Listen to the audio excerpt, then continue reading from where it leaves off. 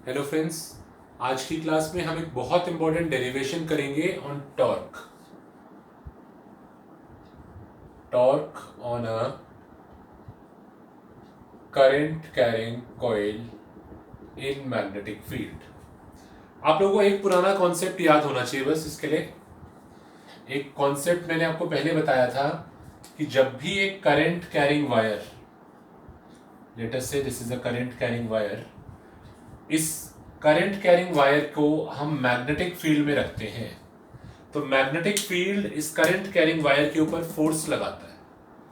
ये कॉन्सेप्ट आपको याद होना चाहिए। फोर्स का फॉर्मूला था I D L cross B, या फिर आप यूज कर सकते हैं I L B sine theta. ये हमने आपको इस चैप्टर के स्टार्टिंग में इंट्रोड्यूस करा था ये कॉन्सेप्ट कि मैग्नेटिक फील्ड जो है वो करंट कैरिंग वायर के ऊपर फोर्स लगाता है। अब देखो उसी कॉन्सेप्ट को यहां पे यूज कर रहे हैं। हेडिंग देखो, हेडिंग समझो पहले तो क्या है। Torque on a current carrying coil in magnetic field. यानी हमारे पास एक मैग्नेटिक फील्ड है। फिगर बना लेते हैं। Let us say we have a magnetic field, uniform magnetic field है, ठीक है। इस मैग्नेटिक फील्ड में एक रेक्टेंगुलर लूप, मानिए एक वायर का एक रेक्टेंगुलर लूप है, ये रखा हुआ है। इसमें मैंने यहाँ पे ये एरोज से करंट की डायरेक्शन शो करी है। करंट जो है वो एंटी क्लॉकवाइज फ्लो कर रहा है, तो मैंने करंट की डायरेक्शन शो करी है लाइक दिस, ठीक है ना। और ये बिल्कुल प्लेन में नहीं रखा है, ये हल्का सा टिल्टेड रखा है लाइक दिस। थोड़ा सा आपको ध्यान लगाना पड़ेगा, 3 डायमेंशन में फिगर है। This is a current carrying rectangular coil. इसको मैग्नेटिक फील्ड में रखा है, पर ये प्लेन में नहीं है। जो ये बोर्ड का प्लेन है इसमें नहीं है, ये इस प्लेन से थोड़ा सा टिल्टेड है लाइक दिस, ठीक है ना। फिगर जब बनाएंगे तो आपको थोड़ा सा समझना पड़ेगा कैसे बनेगी।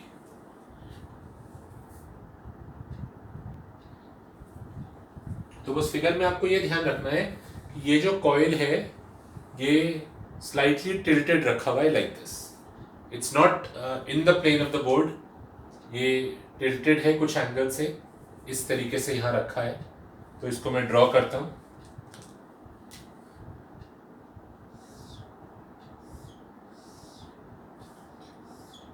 अब ये देखो, ये मैंने इसको जो टिल्ट शो करा है ये इसीलिए करा हुआ है क्योंकि ये जो कॉइल है ये कुछ एंगल से बेंड होके ऐसे रखा हुआ है। इट्स केप्ट लाइक दिस, ठीक है।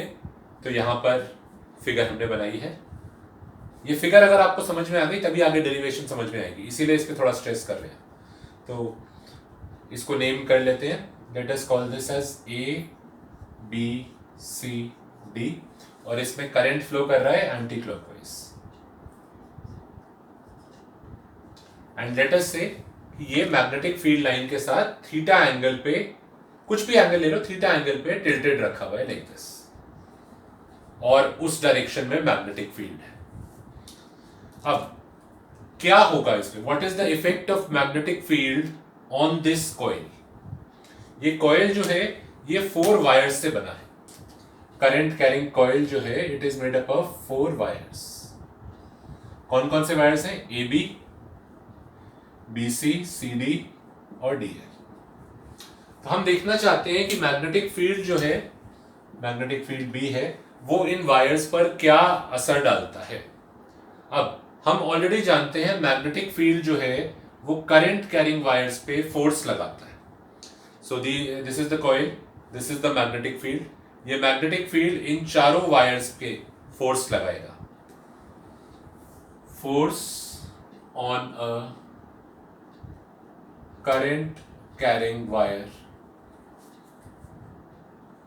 Due to magnetic field. अब आपको मैंने इसका फॉर्मूला अभी बताया था। फोर्स का फॉर्मूला होता है F equal to I D L cross B, यानी F equal to I L B sine theta. तो ये फोर्स का जो फॉर्मूला है मैं 4 टाइम्स अप्लाई करूंगा। पहले मैं फोर्स निकालूंगा ए बी पे कितना लग रहा है, फिर बी सी पे कितना लग रहा है, फिर सी डी पे कितना लग रहा है, और फिर डी ए पे। तो एक मैं आपको करके दिखाता हूं, उसके बाद आप बाकी एक बार ट्राई करने की कोशिश करना। तो फोर्स ऑन ए बी, अच्छा, इसकी जो लेंथ है वो भी हम शो कर लेते हैं। ये रेक्टेंगुलर लूप मैंने लिया है, लेटस से ये जो लेंथ है ये ए है और ये जो लेंथ है ये बी है। लेंथ और ब्रेथ मैंने इसकी अज्यूम करी है ए और बी।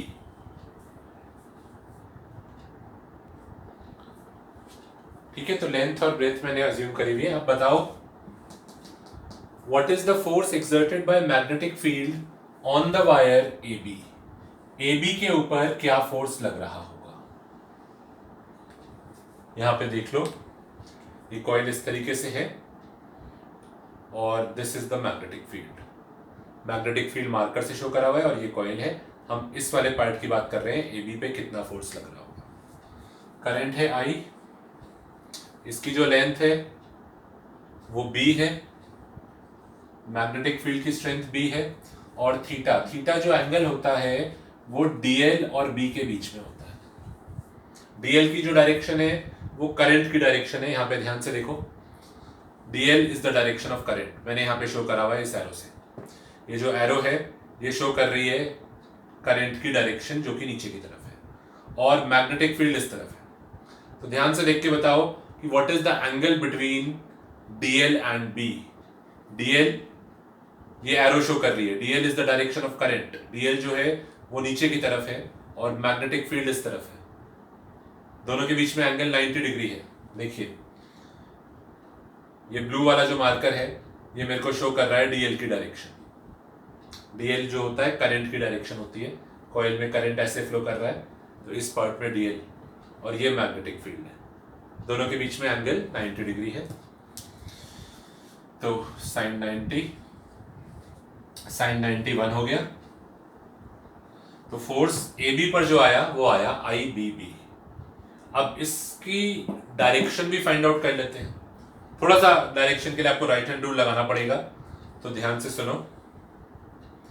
फर्स्ट फिंगर पॉइंट करेगी डीएल की तरफ, सेकेंड फिंगर पॉइंट करेगी मैग्नेटिक फील्ड की तरफ, और थंब हमें देगा फोर्स की डायरेक्शन।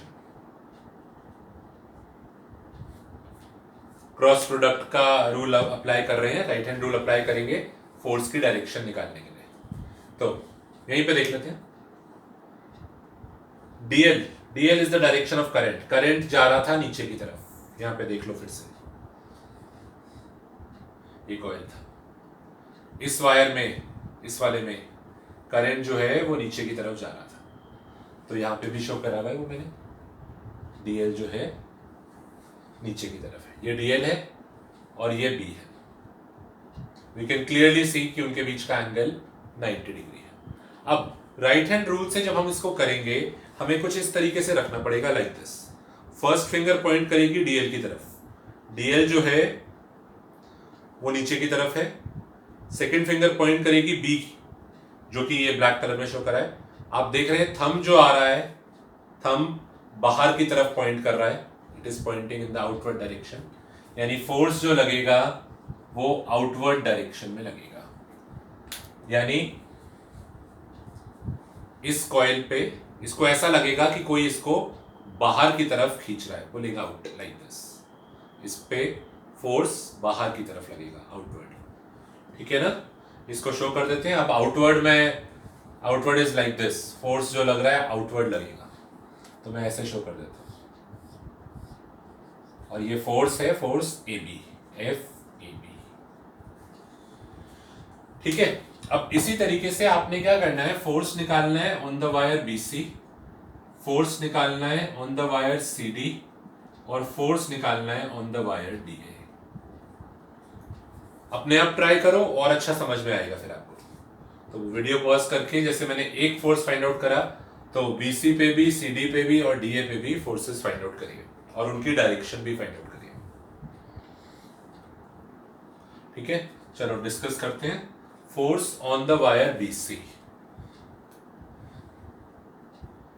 ये ऊपर वाला जो वायर है, we are talking about this part. ठीक है ना, इसमें करंट इस तरफ जा रहा है, current is going like this.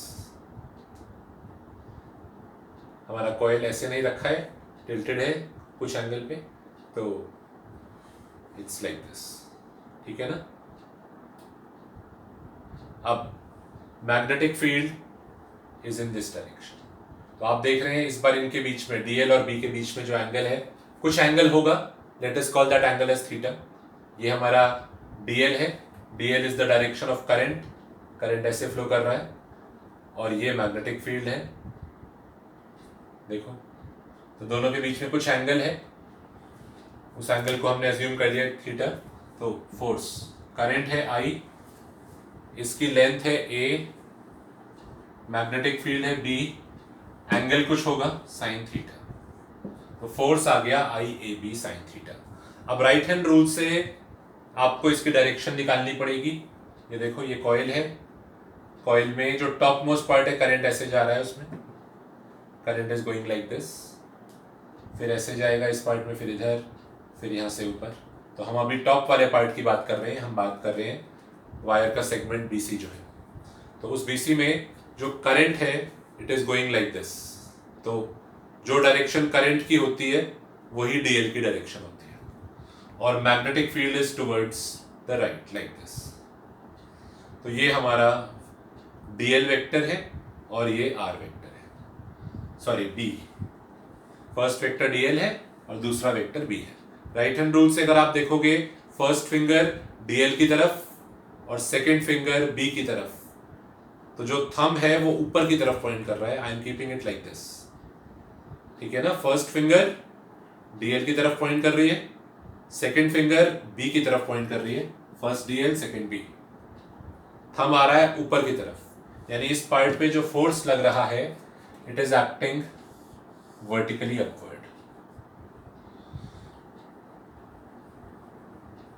और इस फोर्स का नाम है एफ बी सी, ठीक है। थोड़ा सा टाइम लगता है इसको एक्सप्लेन करने में, तो एक बार अगर ध्यान से समझ में आ जाएगा फिर मुश्किल नहीं आएगी आगे। तो ऊपर वाले पार्ट पे जो फोर्स लग रहा है it is acting in the upward direction like this. अब चलते हैं आगे। Force on the wire C D, current है आई, लेंथ है इसकी बी, मैग्नेटिक फील्ड है बी, और एंगल जो है इस बार दैट इज 90 डिग्री, तो साइन 91 हो गया। अब राइट हैंड रूल से फिर से आपको अप्लाई करना पड़ेगा कि what is the direction. First finger DL की तरफ, देखो कुछ इस तरीके से रखेंगे, फर्स्ट फिंगर डीएल, डीएल जो होता है वो करंट की डायरेक्शन होती है, और सेकेंड फिंगर जो है वो मैग्नेटिक फील्ड की तरफ है। We'll keep it like this, first finger current की तरफ, करंट इस वायर में ऊपर की तरफ जा रहा है, तो फर्स्ट फिंगर ऊपर की तरफ, सेकेंड फिंगर मैग्नेटिक फील्ड की तरफ है, और आप देख रहे हैं कि जो थंब है वो अंदर की तरफ पॉइंट कर रहा है। तो इस बार जो फोर्स लगेगा that will be in the inward direction. Paper में आपको जब ये डेरिवेशन अगर आती है तो आपको ये राइट हैंड रूल लगाने नहीं होंगे, आपको डायरेक्टली याद भी करके जा सकते हैं कि इस वाले पार्ट पे आउटवर्ड था, इस पे ऊपर था, इस पे अंदर था। राइट हैंड रूल अप्लाई करोगे, करके ऑब्वियसली डायरेक्शन निकल आएंगी, बट उससे टाइम वेस्ट होगा। तो अगर डेरिवेशन आती है, डेरिवेशन में आप याद भी करके जा सकते हैं कि इस पे आउटवर्ड था, इस पे अपवर्ड था, अब इसमें जो आ रहा है फोर्स वो अंदर की तरफ आ रहा है, एफ सी डी। वो वैसे भी आप एक लॉजिकली भी कह सकते हो, इस वाले पार्ट में करंट नीचे जा रहा था तो फोर्स आउटवर्ड लगा था, इसमें करंट ऊपर जा रहा है तो फोर्स उल्टा लगेगा, इनवर्ड लगेगा। सेम लॉजिक मैं एडी में भी दूंगा। चलो अभी एडी के लिए फोर्स जो आएगा, फॉर्मूला लगाइए, आई, लेंथ कितनी है इसकी, लेंथ ए है, मैग्नेटिक फील्ड बी, और अगेन इसका भी एंगल कुछ बन रहा होगा। ये देखो नीचे वाले पार्ट की बात कर रहे हैं, डीएल की डायरेक्शन जो होती है वो करंट की डायरेक्शन है, तो this is the direction of DL, ठीक है ना।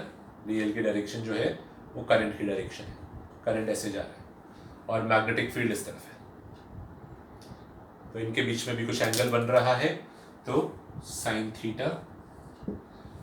अब लॉजिक दे रहा हूं मैं, देखो जो करंट था ऊपर वाले में वो ऐसे था लाइक दिस, तो फोर्स ऊपर की तरफ लगा था। इस वाले में करंट उल्टा है तो फोर्स भी उल्टा लगेगा। राइट हैंड रूल से निकाल सकते हैं, नहीं तो डायरेक्टली याद कर लीजिए। तो फोर्स ऑन एडी नीचे की तरफ, it is in the downward direction. तो हमारा कॉन्सेप्ट था कि मैग्नेटिक फील्ड जो है वो एक करंट कैरिंग वायर पे फोर्स एक्सर्ट करता है। इसको मैं एक एक्सपेरिमेंट में भी आपको डेमोन्स्ट्रेट करके एक अलग से वीडियो अपलोड करूंगा मैं, उसमें मैं आपको दिखाऊंगा कि करंट कैरिंग वायर पे मैग्नेटिक फील्ड फोर्स लगाता है। तो यहां पर हमारे पास 4 वायर्स हैं, we have 4 wires. Magnetic field इस पे भी फोर्स लगा रहा है, इस पे भी फोर्स लगा रहा है, इस पे भी लगा रहा है और इस पे भी लगा रहा है। हमने वो चारों फोर्सेस लिखे, उनका मैग्नीट्यूड लिखा और उनकी डायरेक्शन लिखी है और फिगर में भी शो करा। अब देखते हैं होगा क्या, इन चारों फोर्सेस से टोटल फोर्स कितना आएगा, क्या ये ऐड होंगे, सब्ट्रैक्ट होंगे, तो क्या होगा इसमें। एक चीज ध्यान से देखो, FBC और FAD, देखो यहां पे FBC लग रहा है ऊपर की तरफ और FAD लग रहा है नीचे की तरफ, और ये दोनों फोर्सेस एक ही लाइन के अलोंग एक्ट कर रहे हैं। ये देखिए कोलिनियर फोर्सेस है ये, यानी इस पे समझो और अच्छा समझ में आएगा।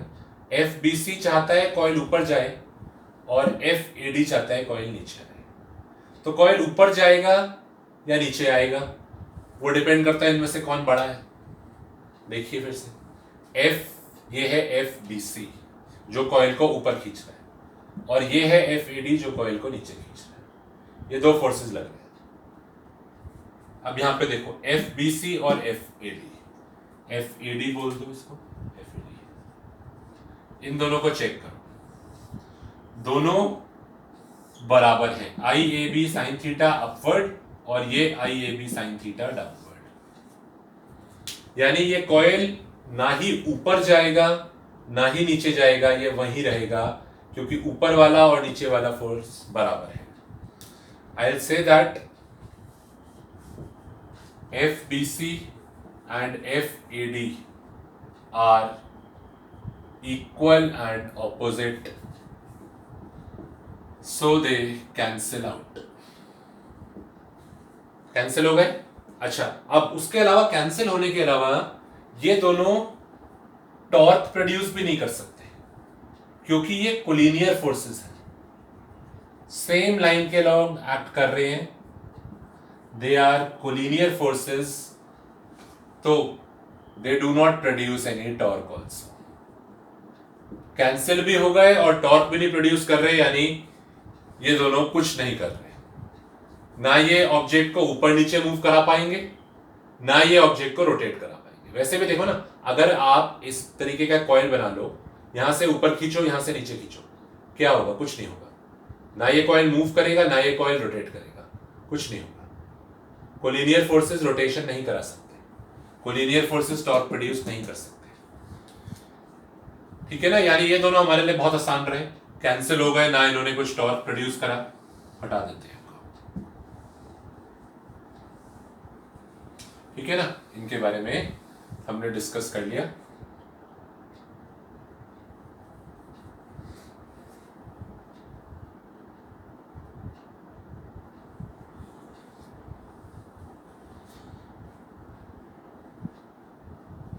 अब बात करते हैं बाकी दोनों फोर्सेस की।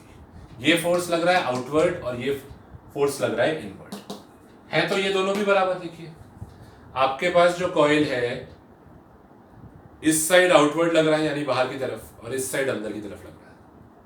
इस साइड बाहर खींचा जा रहा है और उस साइड उसको अंदर की तरफ खींचा जा रहा है। कौन सा फोर्स बड़ा है? देखो दोनों बराबर है, तो मैं कहता हूं FAB and FCD are equal and opposite, so they cancel out। Cancel हो गए, नेट फोर्स जीरो हो गया, नेट फोर्स इज जीरो, यानी ये कॉइल ना ही अंदर जाएगा ना ही बाहर आएगा क्योंकि अंदर और बाहर वाले दोनों फोर्सेस बराबर हैं। पर बहुत इंपॉर्टेंट चीज, but they are non collinear, but they are non collinear. इसका क्या मतलब है? यानी ये एक लाइन के अलॉन्ग एक्ट नहीं कर रही। देखो ये यहां पे समझो, ये कॉइल था, इस पे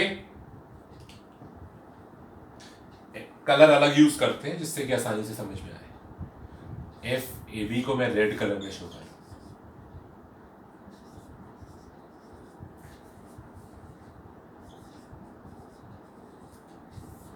और एफ सी डी,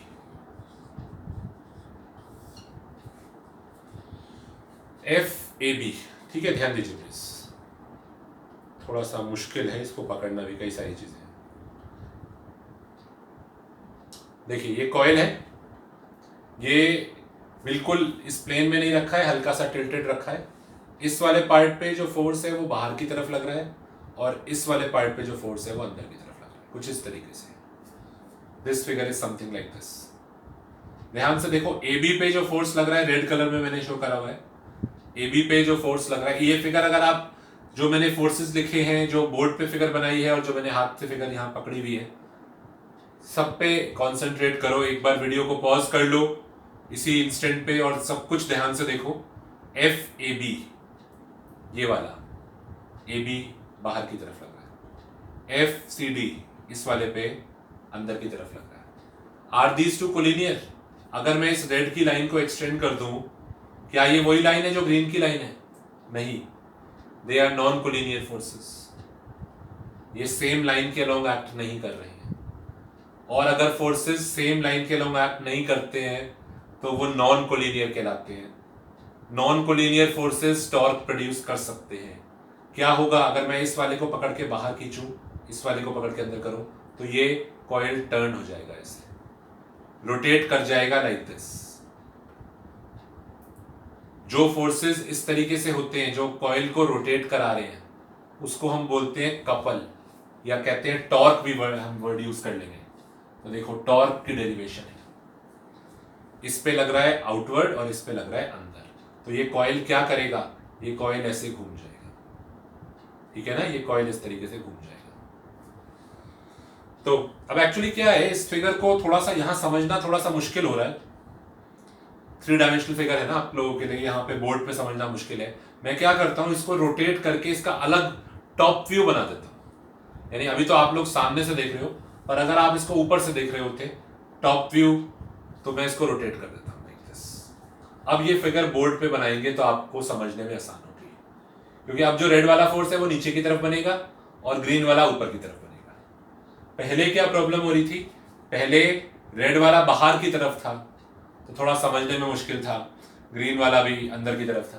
तो what I am going to do is, I am going to rotate this figure like this. ध्यान से देखो मैंने क्या करा है, फिर से बता रहा हूं। ये कॉइल है, ये फोर्स एफ ए बी है, ग्रीन वाला एफ सी डी है, मैं इसको रोटेट करके बना रहा हूं। ठीक है, मैं इसका रोटेटेड व्यू बनाऊंगा इस तरीके से। आपको ये वाली साइड दिखेगी, यानी ये बीसी साइड दिखेगी, एक रेड वाला फोर्स नीचे की तरफ दिखेगा और ग्रीन वाला ऊपर की तरफ। देखते हैं। अच्छा, ये दोनों बराबर है, मैं यहाँ पे लिख रहा हूँ इनकी वैल्यू। एफ ए बी है आई बी बी और ये भी है आई बी बी। यहां से मिटा रहे हैं, जगह हो जाएगी थोड़ी हमारे पास। तो इसका रोटेटेड व्यू, या फिर लिख दो टॉप व्यू। ऊपर से इसका व्यू कर रहे हैं, तो ऊपर से जब इसको देखेंगे, अभी जब आप इसको देखते थे, it appears to be a rectangle, पूरा रेक्टेंगल आपको दिख रहा है, पर मैं इसको रोटेट कर दूंगा लाइक दिस, तो आपको सिर्फ ये वाली साइड लाइन, ये वाली लाइन दिखाई देगी, यानी you will only see it like this. और ये हमारा ए, देखो इस कॉइल का रोटेटेड व्यू। फ्रंट व्यू में ये कॉइल ऐसे दिखता था, you can see, you can make out it is a rectangle, ठीक है ना। अब ये ऐसे कैसे, ये कहां गया कॉइल? ये हमने उस कॉइल को रोटेट कर दिया, अब आपको सिर्फ ये वाली साइड दिख रही है, ओनली दिस, ये वाली साइड दिख रही है। देखो ये वही वाला कॉइल था जो यहां रखा था, उसको हमने रोटेट कर दिया और उसका टॉप व्यू शो कर रहे हैं। ठीक है, फोर्सेस भी देख लेते हैं कहां कहां चले जाएंगे।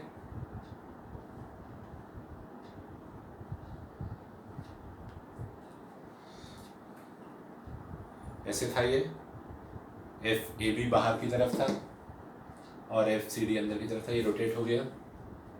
तो एफ सी डी और एफ ए बी अब ऐसे बनेंगे, this is F A B and this is F C D.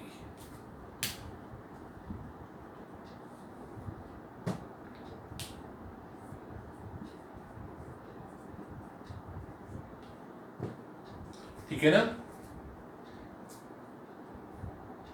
कई बार इस तरीके से मैं आपको दिखा रहा हूं जिससे कोई कंफ्यूजन ना रह जाए आपके मन में कि क्या हुआ है। ये कॉइल ऐसे था, यहाँ पे देखिए इस तरीके से था, इसको मैंने रोटेट कर दिया, ये वाला व्यू बनाया है। अब ध्यान से देखो, ये वाला व्यू बना हुआ है। वीडियो पॉज कर लो, अगेन कोई चीज अगर एकदम नहीं समझ में आ रही पॉज कर लो, सोच लो उसके बारे में। ठीक है, so from this figure it will be easier for us to calculate the torque and we can very easily see कि these two forces are non-collinear, collinear नहीं है। तो टॉर्क, या तो मैं कपल का फॉर्मूला भी लगा सकता हूं इसमें। कपल का फॉर्मूला होता है either of the force into the perpendicular distance between them, वो भी लगा सकते हैं। नहीं तो अलग अलग करके, इसको मैं सेंटर मान लेता हूं, इसका टॉर्क अबाउट द सेंटर अलग से निकाल लो, इसका टॉर्क अबाउट द सेंटर अलग से निकाल लो। टॉर्क का फॉर्मूला होता है आर एफ साइन थीटा। तो मैं क्या करता हूं, टॉर्क निकालता हूं ए बी की वजह से। Distance from the centre, distance from the centre है a/2। फोर्स कितना है आई बी बी, और एंगल कितना है sine theta. Torque due to the force C D, C D का फोर्स सेंटर से कितना दूर है a/2। फोर्स एफ, एफ कितना है I B B into sine theta. ठीक है ना। अब मैं ऐड कर देता हूं टोटल टॉर्क निकालने के लिए। तो a/2 ऐड होके a हो जाएगा, A I B into B sine theta. तो मैंने दोनों का अलग अलग करके टॉर्क निकाला है। इसको मैं आपको कपल की कॉन्सेप्ट से भी समझा देता हूं। कई बार अगर आप ये कॉन्सेप्ट से फेमिलियर नहीं है, कपल वाले कॉन्सेप्ट यूज करना चाहते हैं,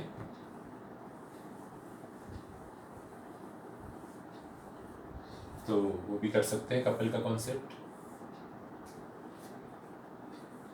to forces which are equal and opposite but non collinear, they are also called as a couple. ऐसी कुछ डेरिवेशन अगर आपको याद हो, इलेक्ट्रोस्टैटिक्स में भी करी थी। इलेक्ट्रोस्टैटिक्स में इलेक्ट्रिक फील्ड था, वहां पे एक डायपोल रखा था, प्लस माइनस, पॉजिटिव वाले पे इस तरफ लगा था फोर्स QE, नेगेटिव वाले पे फोर्स इस तरफ लगा था QE।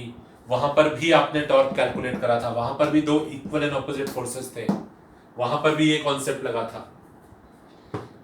तो टोटल टॉर्क जो आता है, it comes out to be AIBB sine theta. इसी चीज को मैं आपको दूसरे फॉर्मूले से भी कैलकुलेट करा रहा हूं।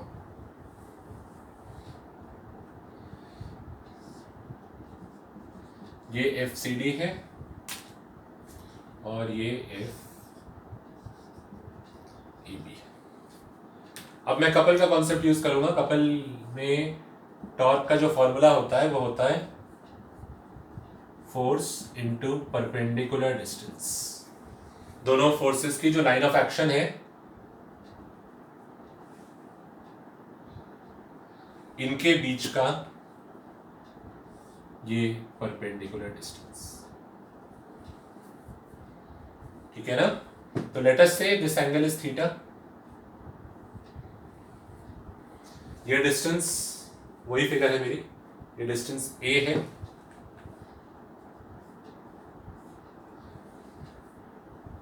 तो ज्योमेट्री से आप देख लीजिए, यहां से बहुत आसानी से आप देख सकते हैं कि ये जो परपेंडिकुलर डिस्टेंस है, this will be a sin theta.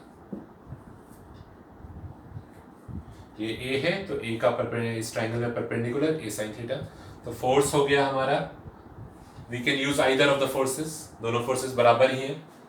I B B force था और परपेंडिकुलर डिस्टेंस कितना आया हुआ है, परपेंडिकुलर डिस्टेंस आया है ए साइन थीटा, ए साइन थीटा। तो आई B B into A sine theta. यहां से भी हमने कपल के कॉन्सेप्ट से भी जो टॉर्क निकाला, फोर्स इंटू परपेंडिकुलर डिस्टेंस, दोनों में से कोई एक तरीका यूज कर लीजिएगा जो आपको ज्यादा कंफर्टेबल लगता है। अगर आप दोनों का इंडिविजुअल टॉर्क निकालना चाह रहे हैं आर एफ साइन थीटा से, तो दोनों का निकाल के ऐड कर दो, या डायरेक्टली कपल वाला फॉर्मूला लगाना चाहते हो तो ये वाला कर लो।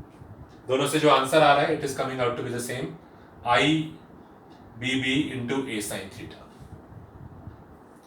ठीक है, अब एक चीज और देखो, एक लास्ट इसमें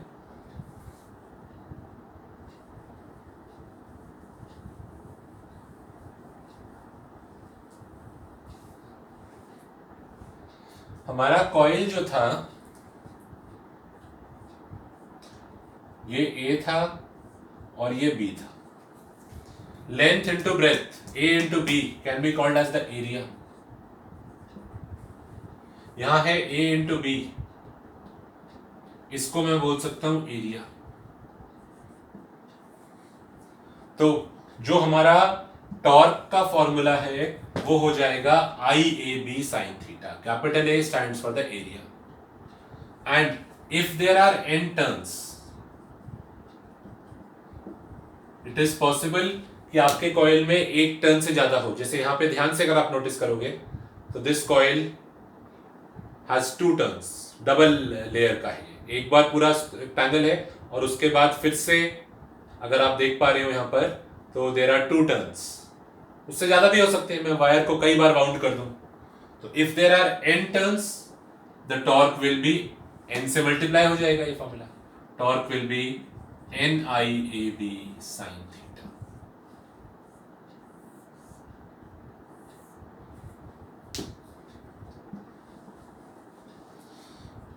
ठीक है,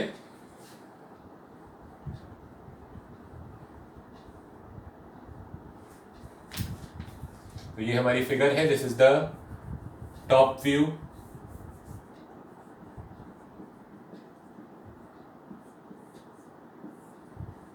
टॉप व्यू है, एक ग्लास बारी फिर से और दिखा देते हैं। ये हमारा कॉइल था, दिस वाज द कॉइल। इस पे आउटवर्ड फोर्स लग रहा था, इस पे इनवर्ड फोर्स लग रहा था। तो इसको मैंने रोटेट करके ये आपको टॉप व्यू वाली फिगर बनाई थी। ठीक है ना।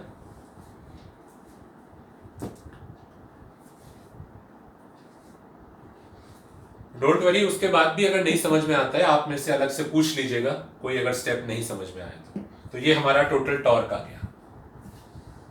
टॉर्क, अब कोई बच्चा कहता है टॉर्क का मतलब क्या है। टॉर्क तब हम कहते हैं जब वो फोर्सेस उसको मूव नहीं कराते पर उसको रोटेट कराते हैं। इस साइड पे बाहर की तरफ लगा था फोर्स और इस साइड पे अंदर की तरफ लगा था। तो ये दोनों फोर्सेस क्या करेंगे, ये दोनों फोर्सेस उसको मूव नहीं कराएंगे आगे पीछे, क्योंकि दोनों फोर्सेस बराबर हैं। अगर रेड वाला बड़ा होता तो ये कॉइल आगे आ जाता, ग्रीन वाला बड़ा होता तो पीछे चला जाता, और दोनों बराबर हैं तो ये क्या करेंगे, कॉइल को वहीं रखे रखे उसको रोटेट कर देंगे। ऐसे केस में हम वर्ड यूज करते हैं टॉर्क, जब वो दोनों फोर्सेस उसको रोटेट कराते हैं। और कितना टॉर्क आया, NIAB साइन थीटा। ठीक है, इलेक्ट्रोस्टैटिक्स से रिकॉल करो। इलेक्ट्रोस्टैटिक्स में आपका टॉर्क का फॉर्मूला आया था PE साइन थीटा। कुछ वैसा ही है, साइन थीटा आ रहा था वहां पे, यहां पे भी आ रहा है। वहां इलेक्ट्रिक फील्ड था, यहां मैग्नेटिक फील्ड है ऑब्वियसली। वहां डायपोल मोमेंट था P, यहां डायपोल मोमेंट की जगह ये टर्म आ रही है NIA। बाकी सब मैच कर रहा है, साइन थीटा, इलेक्ट्रिक फील्ड की जगह मैग्नेटिक फील्ड, डायपोल मोमेंट की जगह आ रहा है NIA। तो हम क्या करते हैं, इसको भी मैच करा देते हैं। हम एक नई टर्म डिफाइन करते हैं, we define a new term, magnetic dipole moment. या मैग्नेटिक मोमेंट भी बोल देते हैं। जैसे यहां इलेक्ट्रोस्टैटिक्स पर डायपोल मोमेंट था, उसकी जगह जो टर्म आ रही है magnetic dipole moment, capital M लिख रहा हूं मैं, इसका symbol is equal to NIA। इस NIA को, number of turns into current into area, मैंने नाम दे दिया magnetic dipole moment. And magnetic dipole moment is a vector quantity जो कि बिल्कुल एरिया वेक्टर की तरह है। मैग्नेटिक डायपोल मोमेंट, ध्यान से सुनो, अब एक नया वेक्टर मैंने डिफाइन करा है, मैग्नेटिक डायपोल मोमेंट, जो कि बिल्कुल एरिया वेक्टर की तरह ही है। एरिया वेक्टर जो होता था वो परपेंडिकुलर टू सरफेस होता था, तो M भी परपेंडिकुलर टू सरफेस ही होगा, बिल्कुल एरिया वेक्टर की तरह। और M का ऐसा यूनिट हो जाएगा, करंट का एम्पियर और एरिया का metre square, ampere metre square. Number of turns का कोई यूनिट नहीं होता, करंट का यूनिट होता है एरिया, सॉरी करंट का यूनिट होता है एम्पियर और एरिया का यूनिट होता है मीटर स्क्वायर। तो हमारा जो टॉर्क का फॉर्मूला है, देखिए क्या बन गया, NIA को मैंने नाम दे दिया है M, तो MB sin थीटा। अब आपका ये बिल्कुल इलेक्ट्रोस्टैटिक्स के PE sin थीटा से मैच हो रहा है। और अब आप इसको चाहें तो क्रॉस प्रोडक्ट फॉर्म में भी लिख सकते हैं, M cross B। So this was our derivation for torque acting on a current carrying coil. ठीक है ना। और ध्यान रखना, अच्छा इस फिगर में कोई कहता है फिगर में M वेक्टर बनाओ, तो यहां देखो M वेक्टर जो होगा वो बिल्कुल एरिया वेक्टर की तरह ही होगा। हमारा जो कॉइल था, उस कॉइल के सरफेस के, ये उसका सरफेस हो गया, उसके सरफेस के perpendicular, it is perpendicular to the surface of the coil. ठीक है, तो यहां पे अब उसी कॉइल को मैं एक फोन से अज्यूम कर रहा हूं, क्योंकि अब यहां पे शो करना आसान होगा। अज्यूम करिए कि ये वो कॉइल था, उसका मैंने जो फ्रंट व्यू बनाया हुआ है, टॉप व्यू बनाया हुआ है ये। अब एरिया वेक्टर देखो कैसा होगा, एरिया वेक्टर इसके सरफेस के परपेंडिकुलर होता है, तो this is the area vector. जो हमारा कॉइल था उसका मैंने टॉप व्यू दिखाया था ना यहाँ पे आपको, तो जो एरिया वेक्टर बनेगा वो उसके सरफेस के परपेंडिकुलर बनेगा, लाइक दिस।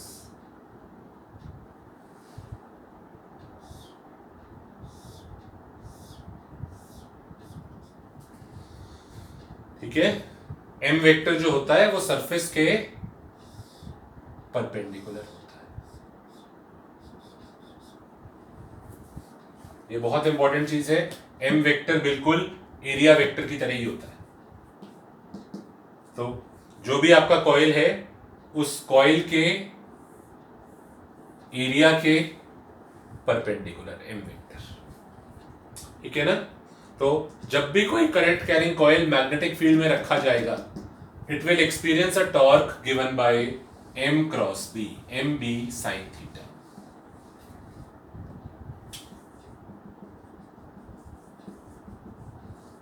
एंड एक और फ्रेश फिगर बना लेते हैं। थीटा, जैसे कि मैंने आपको बताया हमेशा, थीटा जो होता है वो उन दोनों के बीच का एंगल होता है जिनके बीच में क्रॉस प्रोडक्ट था। तो theta will be the angle between M and B, angle between M and B। इस फिगर में आप ज्योमेट्री से करके शो कर सकते हैं। हमारा जो मैग्नेटिक फील्ड था वो इस तरफ था, आप यहां से प्रूव बहुत आसानी से कर सकते हैं कि ये एंगल थीटा होगा।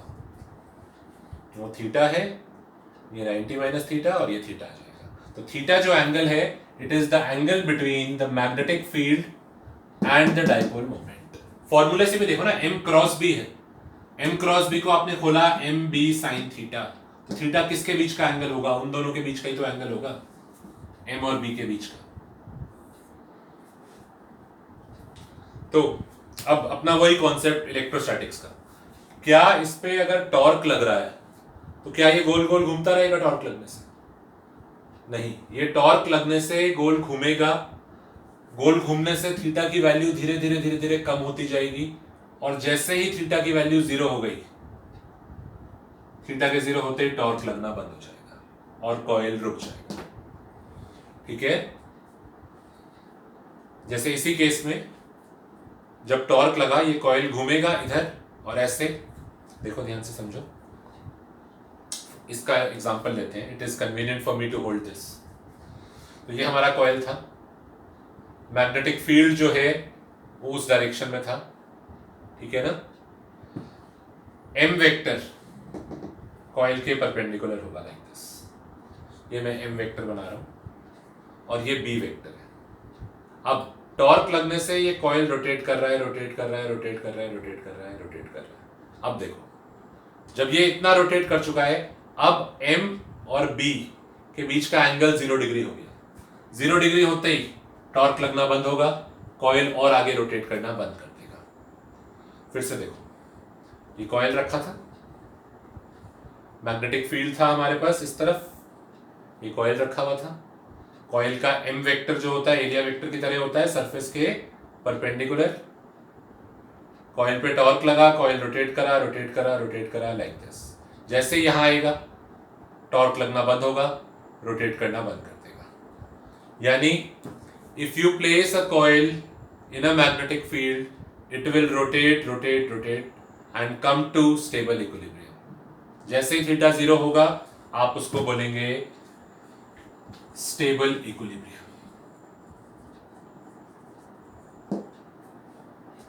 ठीक है, वही नोमेनक्लेचर जो पहले हम यूज करते थे इलेक्ट्रोस्टैटिक्स में।